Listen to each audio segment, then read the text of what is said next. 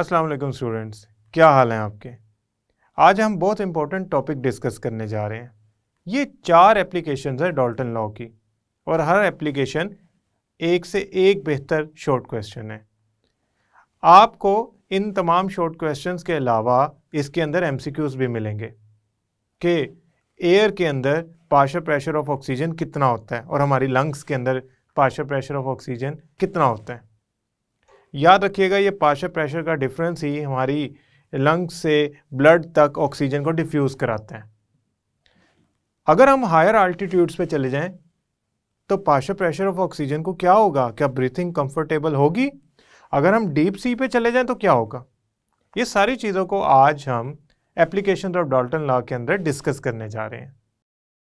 Students, आज हम जो टॉपिक पढ़ने जा रहे हैं वो इंतहाई इंपॉर्टेंट है। हर साल बोर्ड में इसमें से एक शॉर्ट क्वेश्चन आता है और इसके अंदर से एमसीक्यू भी आता है। अगर कलेक्टिवली इस क्वेश्चन का आंसर दिया जाए कि डाल्टन्स लॉ की एप्लीकेशन क्या है तो वो एक लॉन्ग क्वेश्चन बनता है। लेकिन आपने इस बात का ख्याल रखना है कि इसकी हर एप्लीकेशन इंपॉर्टेंट है। ख़ास तौर पे रेस्पिरेशन से रिलेटेड जो इसकी एप्लीकेशन है उसमें partial pressure of oxygen given है एयर के अंदर और लंग्स के अंदर, वो आपने याद करनी है वैल्यू। सबसे पहले the first application of Dalton's law को पढ़ने से पहले एक चीज़ सोचते हैं। हमारे पास अगर कोई केमिकल रिएक्शन होता है तो उसमें गैस प्रोड्यूस हो सकती है। अब वो जो गैस प्रोड्यूस हो रही है वो दो तरह की हो सकती है, या एयर से हैवी होगी या एयर से लाइट होगी। अगर तो वो एयर से हैवी गैस है और उसे हम कलेक्ट करना चाहते हैं केमिकल रिएक्शन की प्रोडक्ट के तौर पे, तो हमें डाउनवर्ड डिलीवरी मेथड लगाना पड़ेगा। इसके अंदर क्या होता है कि जो जार ऑफ कलेक्शन होता है उसमें जो डिलीवरी ट्यूब होती है वो डाउनवर्ड लगी होती है। एयर से वो भारी होती है गैस, लिहाजा वो नीचे सेटल डाउन होती है बजाय ऊपर की तरफ जाने के। फॉर एग्जांपल क्लोरीन का मॉलिक्यूलर मास होता है अराउंड 70, तो वो एयर से हैवी होती है। और जब उसकी प्रोडक्शन हो किसी भी केमिकल रिएक्शन की सूरत में तो हम क्या करते हैं कि उसको डाउनवर्ड डिलीवरी मेथड के जरिए कलेक्ट करते हैं। अब ज़रूरी नहीं कि हमारे केमिकल रिएक्शन में प्रोड्यूस होने वाली हर गैस जो है वो एयर से हैवी हो। कुछ गैसेस ऐसी होती हैं जो एयर से लाइट होती हैं। फॉर एग्जांपल हाइड्रोजन का मॉलिक्यूलर मास जो होता है वो होता है 2। अब ये एयर से लाइट है तो इसकी कोशिश होगी कि ये ऊपर जाए। ऐसी गैस को कलेक्ट करने के लिए अपवर्ड डिलीवरी मेथड या एक ऐसा तरीकाकार इख्तियार किया जाता है जिसमें जो जार ऑफ कलेक्शन है वो उल्टा रखा जाता है, इन्वर्टेड रखा जाता है। ऐसी गैसेस को हम वाटर के ऊपर कलेक्ट करते हैं। जब ऐसी गैसेस को वाटर के ऊपर कलेक्ट करेंगे ताकि बाकी इंप्योरिटीज इस गैस से दूर हो जाए और ये क्लीन फॉर्म में कलेक्ट हो जाए, तो इस दौरान कुछ मॉइस्चर भी इस गैस के साथ कलेक्ट हो जाता है हमारी प्रोडक्ट के तौर पे। हम ऐसा करते हैं, इस पूरे प्रोसेस को समझने के लिए एक एग्जांपल लेते हैं। ये हमारे पास एक फ्लास्क है और इसकी पूरी असेंबली जोड़ी हुई है डिलीवरी ट्यूब के साथ। हमने गैस को कलेक्ट करने के लिए वाटर के ऊपर हम इसके अंदर जिंक और हाइड्रोक्लोरिक एसिड डालते हैं। इनका आपस में रिएक्शन होगा। रिएक्शन होने से हाइड्रोजन गैस बनेगी और वो डिलीवरी ट्यूब से होती हुई वाटर तक पहुंचेगी। वाटर से हाइड्रोजन की डेंसिटी कम है, लिहाजा वो कोई भी गैस हो वो बबल आउट हो जाएगी, बाहर निकल आएगी। जब वो बबल्स की फॉर्म में वाटर से होती हुई बाहर निकलेगी तो इस दौरान अगर कोई इंप्योरिटी से हाइड्रोक्लोरिक एसिड के वेपर्स आए हैं वो वाटर में डिसॉल्व हो जाएंगे। हाइड्रोजन गैस प्योर फॉर्म में उस हाइड्रोक्लोरिक एसिड से सेपरेट हो जाएगी। लेकिन मसला ये है कि जब हाइड्रोक्लोरिक एसिड तो सेपरेट हो गया, हाइड्रोजन गैस बबल आउट हो गई, तो वो कुछ वाटर वेपर्स भी अपने साथ ले गई। और अब जो हमारी प्रोडक्ट बनी है ये गैस जार के अंदर कलेक्ट हुई है, अगर हम इसे सेपरेट करके अलहदा देखें तो इसमें वाटर के कुछ वेपर्स भी आ जाएंगे, मॉइस्चर भी आ जाएगा। अब बात यूं है कि जब आप इस कंटेनर के अंदर मौजूद गैस का प्रेशर निकालते हैं तो वो हाइड्रोजन गैस का प्रेशर नहीं होता, वो एक्चुअली टोटल प्रेशर होता है hydrogen gas plus water vapours का। या यूं समझ लें कि मैं इसको यूं लिख सकता हूं कि मॉइस्ट गैस का प्रेशर इक्वल होगा हाइड्रोजन गैस ड्राई फॉर्म में जो प्रेशर लगाएगी प्लस जो वाटर वेपर्स प्रेशर लगा रहे हैं उनके सम के। वाटर वेपर्स जो प्रेशर लगाते हैं ये इसको हम एक्वस टेंशन कहते हैं। एक्वस टेंशन की वैल्यूज हमें इजीली अवेलेबल होती है मुख्तलिफ लिटरेचर के अंदर। आप अगर ड्राई गैस का प्रेशर फाइंड करना चाहते हैं तो इस इक्वेशन को थोड़ा सा रीअरेंज करें। आप क्या करें, मॉइस्ट प्रेशर जो गैस लगा रही है मॉइस्ट फॉर्म में, उसमें से माइनस कर दें एक्वस टेंशन को, जो कि एक्चुअली वाटर वेपर्स का प्रेशर है। तो आपके पास जो पीछे प्रेशर बचेगा वो ड्राई गैस का बचेगा। अब मैं अज्यूम करता हूं मैंने जो कलेक्शन की थी गैस की, वो टोटल प्रेशर जो लगा रही थी वो 70 टॉर लगा रही थी, और ये जो मैंने कलेक्शन की थी ये 30 डिग्री पे हो रही है। ये एक्सपेरिमेंट 30 डिग्री पे परफॉर्म हो रहा है। तो मैंने इसमें से एक्वस टेंशन की वैल्यू को माइनस करना है ताकि मेरे पास ड्राई गैस का प्रेशर है। तो मैं लिटरेचर से देखा तो 30 डिग्री पे, जैसा कि आप देख सकते हैं, हमारा जो प्रेशर आ रहा है वो आ रहा है एक्वस टेंशन का वाटर वेपर्स का 31.8। तो मैं क्या करूंगा, 70 में से 31.8 को सब्ट्रैक्ट कर दूंगा, तो मेरे पास जो प्रेशर बचेगा वो सिर्फ ड्राई गैस हाइड्रोजन का होगा। तो मेरे पास जो आंसर आया 38.2, ये एक्चुअली वो वैल्यू है जो कि प्योर हाइड्रोजन गैस की है ड्राई फॉर्म में। तो पहली एप्लीकेशन हमने यहाँ इस तरह समझी कि जो हमारे पास कंटेनर के अंदर या जार के अंदर गैस कलेक्ट हुई है, वो जो प्रेशर लगा रही है वो एक्चुअली सिर्फ गैस ऑफ हाइड्रोजन का प्रेशर नहीं है, वो एक्चुअली टोटल प्रेशर है, मिक्सचर ऑफ गैसेस का प्रेशर है। हाइड्रोजन और water vapours non reacting gases हैं, ये आपस में रिएक्ट नहीं करती, लिहाजा इस पर डाल्टन लॉ अप्लाई हो सकता है। तो डाल्टन लॉ के मुताबिक जो टोटल प्रेशर लग रहा होगा वो डेफिनेटली हाइड्रोजन गैस और जो वाटर वेपर्स हैं उनके ऐड करने से बन रहा होगा। तो आप वो जो वाटर वेपर्स यानी कि एक्वस टेंशन का प्रेशर है वो माइनस कर दें टोटल में से, तो ड्राई हाइड्रोजन गैस का प्रेशर आ गया। दूसरी एप्लीकेशन बहुत इंपॉर्टेंट है, रेस्पिरेशन। रेस्पिरेशन के अंदर डाल्टन लॉ की एप्लीकेशन अवेलेबल है, मौजूद है। रेस्पिरेशन का एक ऐसा प्रोसेस होता है जिसमें इंसान, जानदार, जो भी जानदार है वो एनर्जी बनाते हैं। वो कैसे एनर्जी बनाते हैं, उनके अंदर जो लिविंग सेल्स होते हैं वो ऑक्सीजन को ग्लूकोज या ऐसे मॉलिक्यूल्स जो कि फूड स्टफ से रिलेटेड होते हैं उनसे रिएक्ट करवाते हैं और कार्बन डाइऑक्साइड प्रोड्यूस करते हैं, एनर्जी बनाते हैं। अब हो यूँ रहा है कि उनको एनर्जी बनाने के लिए मॉलिक्यूल्स चाहिए, ग्लूकोज, ऑक्सीजन चाहिए, इनका वो रिएक्शन करवाएंगे सेल के अंदर मुख्तलिफ पार्ट्स और बना के दे देंगे आपको एनर्जी, और वो एनर्जी हम यूज़ करेंगे फॉर ऑर्गन्स की वाइटल फंक्शनैलिटी को मेंटेन करने के लिए। अगर ये एनर्जी नहीं बनेगी, रेस्पिरेशन का प्रोसेस नहीं होगा, तो कोई भी जानदार जिंदा नहीं रह सकता। अब बात यूँ है कि अगर रेस्पिरेशन होनी चाहिए तो ऑक्सीजन की सप्लाई भी मेंटेन होनी चाहिए, और उससे जो प्रोडक्ट्स बन रही हैं जो हमारी ज़रूरत नहीं है, जैसे कार्बन डाइऑक्साइड, एनर्जी तो हमने इस्तेमाल कर ली, कार्बन डाइऑक्साइड का क्या करें, उसको एक्सेल हो जाना चाहिए, निकल जाना चाहिए बॉडी से।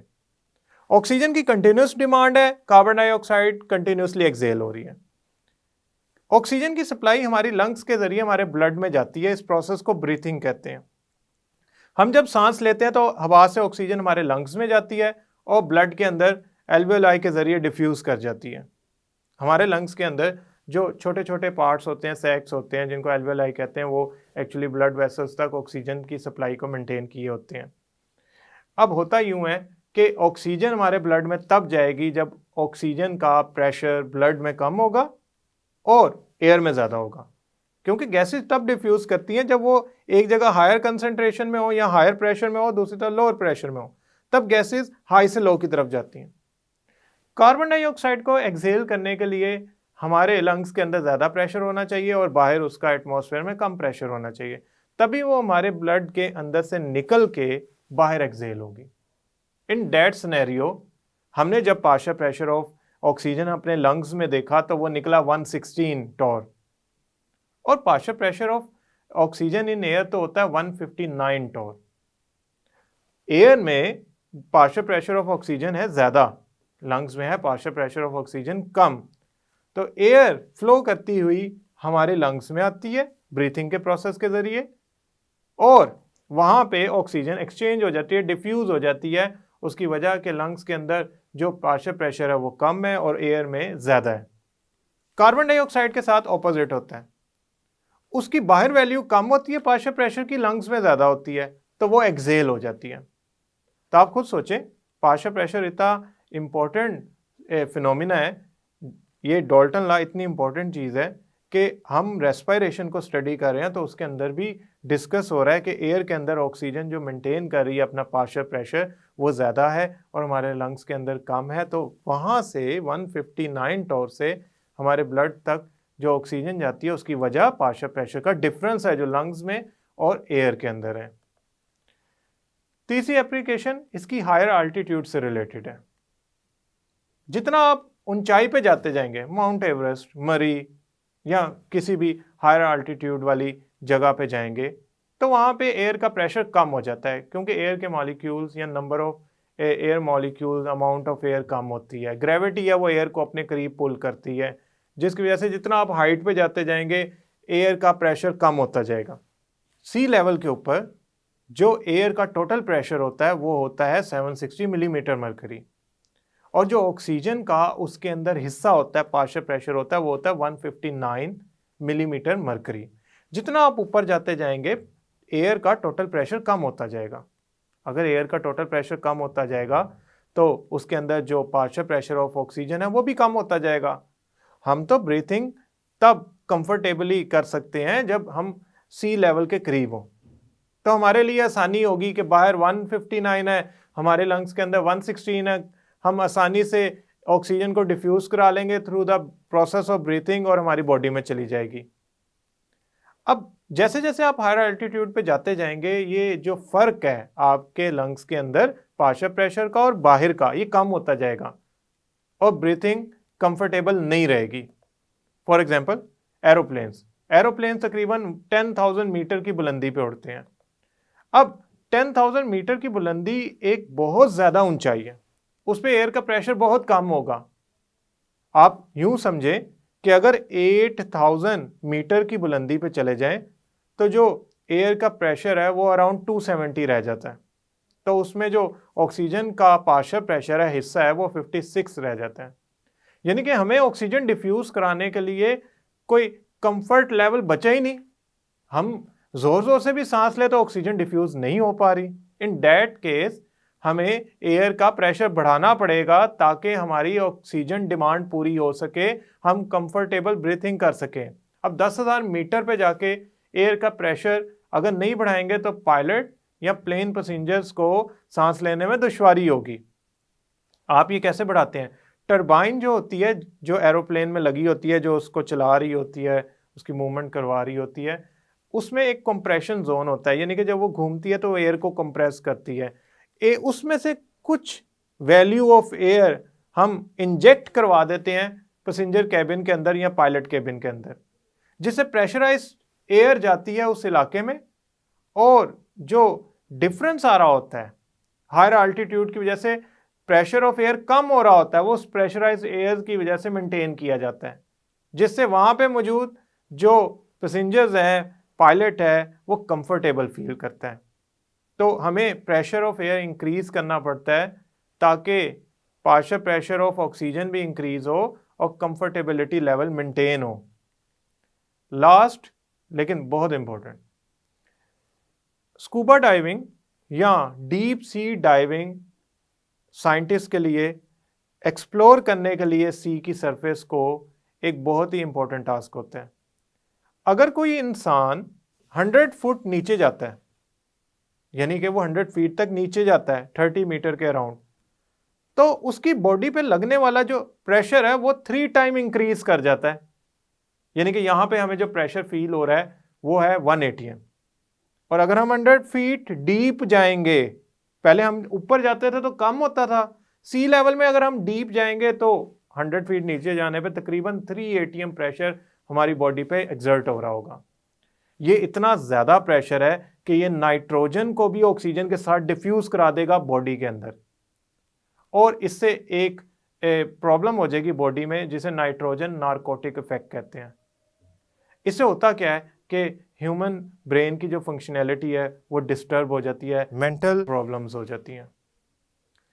नाइट्रोजन अगर डिफ्यूज होती गई तो वो आसानी से हमारे टिश्यूज़ को लीव भी नहीं करेगी।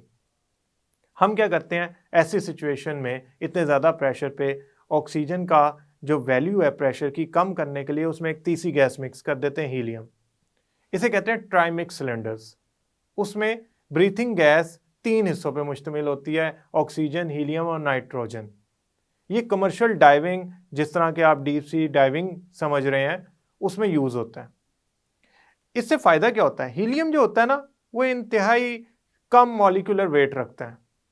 अगर हीलियम का मॉलिक्यूलर वेट कम होगा तो वो आसानी से बॉडी में एंटर हो सकती है, आसानी से लीव कर सकती है।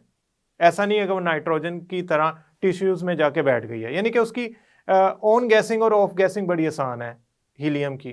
तो हम क्या करते हैं, नाइट्रोजन की बजाय समटाइम पूरा हीलियम, डिपेंड अपॉन हम कितने डीप सी में जा रहे हैं।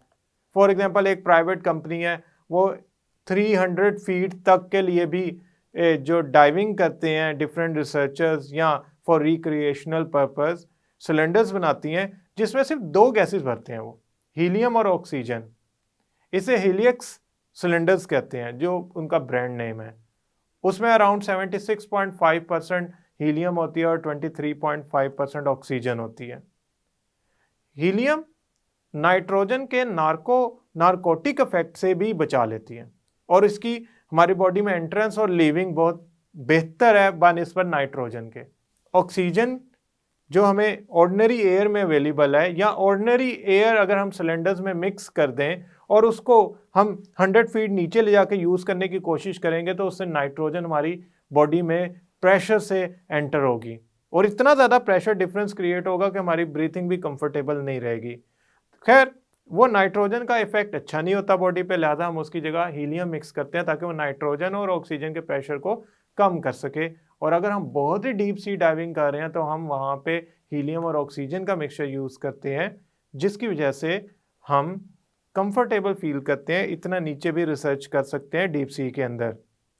स्टूडेंट्स, 100 फीट 30 मीटर, तकरीबन 30 मीटर पे जो प्रेशर होता है डीप सी में, वो 3 गुना हो जाता है। ये एक इंतहाई इंपॉर्टेंट एमसीक्यू है, याद रखिएगा। एमसीक्यू अगर आता है तो वो पूछ सकता है कि 100 फीट बिलो डीप सी में जाने से जो प्रेशर है वो कितना इंक्रीज होगा, 3 टाइम्स। दूसरा एमसीक्यू ये पूछ सकता है कि वो कौन सी गैस है जो मिक्स की जा सकती है डीप सी डाइविंग के प्रोसेस के दौरान, दैट इज एक्चुअली हीलियम। तीसरा एमसीक्यू है कि लंग्स के अंदर ऑक्सीजन की पार्शियल प्रेशर क्या है और एयर के अंदर ऑक्सीजन का पार्शियल प्रेशर क्या है, 159 टोर, 116 टोर। एक्वस टेंशन किसे कहते हैं और ड्राई गैस किस तरह निकाली जा सकती है। जो डाल्टन लॉ है उसकी एप्लीकेशन क्या है ड्राई गैस कलेक्शन में या गैस कलेक्शन में ओवर द वाटर। इन सारी चीज़ों को देखते हुए 4 शॉर्ट क्वेश्चंस और कुछ एमसीक्यू इस टॉपिक के अंदर आपने याद रखने हैं। मुझे उम्मीद है स्टूडेंट्स आप इस समझ गए होंगे बात को कि ये बहुत इंपॉर्टेंट टॉपिक है और इसमें मल्टीपल एमसीक्यू और शॉर्ट क्वेश्चन है। स्टूडेंट्स, मुझे उम्मीद है ये लेक्चर आपको समझ आया होगा। 4 शॉर्ट क्वेश्चन। पहला, एक्वस टेंशन को आपको माइनस करना पड़ेगा मॉइस्ट गैस के टोटल प्रेशर से, फिर जाकर आपके पास ड्राई गैस का प्रेशर आएगा। एक्वस टेंशन क्या होती है? एक्वस टेंशन असल में वाटर वेपर्स का प्रेशर होता है। ये वो पार्शियल प्रेशर होता है जो मिक्सचर के अंदर वाटर के वेपर्स लगा रहे थे जो गैस के साथ कलेक्ट हो गए थे। दूसरी बात, रेस्पिरेशन का प्रोसेस, उसमें डाल्टन लॉ की एप्लीकेशन। 2 एमसीक्यूज, एयर के अंदर पार्शियल प्रेशर ऑफ ऑक्सीजन क्या होता है और लंग्स के अंदर पार्शियल प्रेशर ऑफ ऑक्सीजन क्या होता है। 159 टोर एयर के अंदर, 116 लंग्स के अंदर। तीसरा पॉइंट, अगर हम हाइट पे जाना शुरू कर दें, आल्टीट्यूड पे जाना शुरू कर दें तो क्या होगा? कंफर्टेबिलिटी ऑफ ब्रीथिंग ख़राब हो जाएगी, कम हो जाएगी, मुश्किल हो जाएगी। उसकी वजह क्या है कि पार्शियल प्रेशर ऑफ ऑक्सीजन कम होता जाता है, जिससे ब्रीथिंग मुश्किल होती जाती है। एक बात याद रखिएगा, हम पायलट्स को या एयरप्लेन के पैसेंजर्स को हम प्रेशराइज केबिन में प्रेशराइज एयर प्रोवाइड करते हैं ताकि उनको ब्रीथिंग का इशू ना हो। लास्ट, डीप सी के अंदर अगर आप 100 फीट नीचे चले जाएं तो प्रेशर 3 टाइम्स इंक्रीज कर जाता है, 3 atm हो जाता है। डीप सी डाइवर जो है उसके बॉडी के अंदर तो नाइट्रोजन डिफ्यूज कर जाएगी और उसके लिए इंतहाई मसले का बायस बनेगी। नाइट्रोजन की डिफ्यूजन नुकसानदेह होती है, तो इसका प्रेशर हम मेंटेन करने के लिए स्पेशल सिलेंडर्स यूज़ करते हैं फॉर ब्रीथिंग पर्पस, जिसमें आप हीलियम ऐड करते हैं। वो ट्राइमिक्स सिलेंडर्स भी हो सकते हैं, हीलियम ऑक्सीजन हेलिक्स सिलेंडर्स भी हो सकते हैं। मुख्तलिफ कंपनीज इनको बनाती हैं, डिपेंड अपॉन आपने कितनी डीप सी डाइविंग करनी है। लेकिन ये एक इम्पॉर्टेंट टॉपिक है, इसमें एमसीक्यूज और शॉर्ट क्वेश्चन भी हैं। मुझे उम्मीद है ये आपको समझ आया होगा। नेक्स्ट लेक्चर तक के लिए अल्लाह हाफिज़।